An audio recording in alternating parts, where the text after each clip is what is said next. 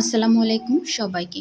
ঘরে থাকা খুব সামান্য উপকরণ দিয়ে এরকম মজাদার ক্রিসপি চিকেন ভেজে আপনি বাচ্চাদেরকে দিতে পারেন। তেমন কিচ্ছু লাগবে না। আর ভিতরে এরকম চমৎকার জুসি হবে চিকেনটা। কিভাবে করলাম চলেন সেটাই আপনাদের সাথে আমি শেয়ার করি। এজন্য আমি হাড় সহকারে মাংস বাছাই করে নিয়েছি, রান ও থাই ধুয়ে পরিষ্কার করে নিয়েছি। এখানে আমি ধনিয়ার গুঁড়া, হলুদ, মরিচ, স্বাদমতো লবণ, আদা আর একটু জিরা বাটা দিয়েছি। আর এখানে আমার ঘরে আচার ছিল, আচারটা দিয়েছি। এই আচারটা দিলে রেস্টুরেন্টের যে ঘ্রাণটা চলে আসে। আপনাদের না থাকলে না দিলেও চলবে, এতটুকু মশলা দিলেই হবে। তো এটা দিয়ে চিকেনগুলোকে খুব ভালো করে মেখে নিতে হবে যেন এর ভিতরে ভালো মতো প্রবেশ করে।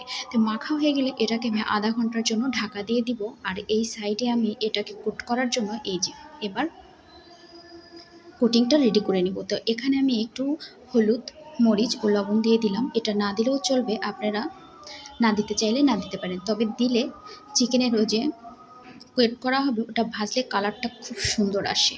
তো আমি চিকেনটা মাখা যেহেতু হয়ে গেছে এটা আমি আরেকটু নাড়াচাড়া করে নিলাম, একটু লেগেছিল। তো এই যে এবার আমি কোট করব।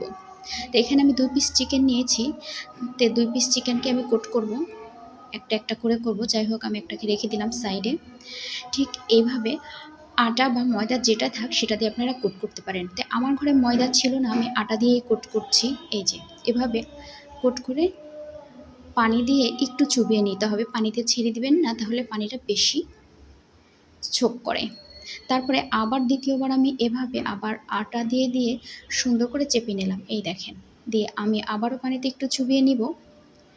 নেওয়া হলে আমি আবারও সেই যে আটাটা নিয়েছি এটার মধ্যে আমি আবারও তৃতীয়বার কোট করব। আপনারা চাইলে 2 থেকে 3 বার করতে পারেন, কিংবা যদি আরেকটু বেশি চান সেটাও করতে পারেন।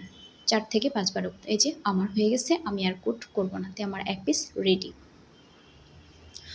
তো আমি এভাবে ঠিক প্রত্যেকটা চিকেনই কোট করে নিব।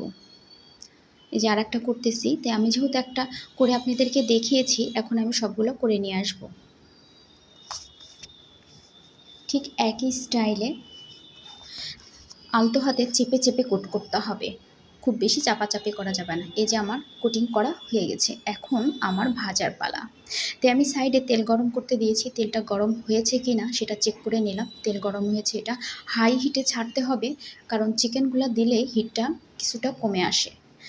তো এই যে আমার চিকেনগুলো ছাড়া হয়ে গেছে। হাই হিটে ছাড়লে হবে কি, যে কোটিংটা আছে সেটা গরম তেলে আটকে ধরবে খুব ভালো। আর তেলটা যদি ভালো গরম না থাকে তাহলে উপরে যে কোটিংটা থাকে সেটা ছেড়ে দেয়। তাই আমার ওই পাশটা যেহেতু কালার হয়ে গেছে এজন্য আমি এ পাশটা উল্টিয়ে দিলাম। এখন আমি চুলার হিটটা কমিয়ে দিব লো থেকে মিডিয়াম। তো এখানে আমি ইন্ডাকশনে করছি তাই আমি 400-তে এটা দিয়ে রেখেছি। আপনারা চুলাতে করলে মিডিয়াম, লো থেকে মিডিয়ামে দিতে পারেন। তো এই যে আমার চিকেনগুলো ভাজা হয়ে গেছে, দেখেন আমার কাঁটা চামচটা খুব সহজেই প্রবেশ করছে। যদি ভাজা না হতো তাহলে কাঁটা চামচটা ভিতরে প্রবেশ করতো না। তো আমি চিকেনগুলো তুলে নিচ্ছি একে একে। তো এখন আপনাদের পরিবেশন করে দেখালাম, সবাই বলবেন কেমন হয়েছে। তো সবাই ভালো থাকবেন, আল্লাহ হাফেজ।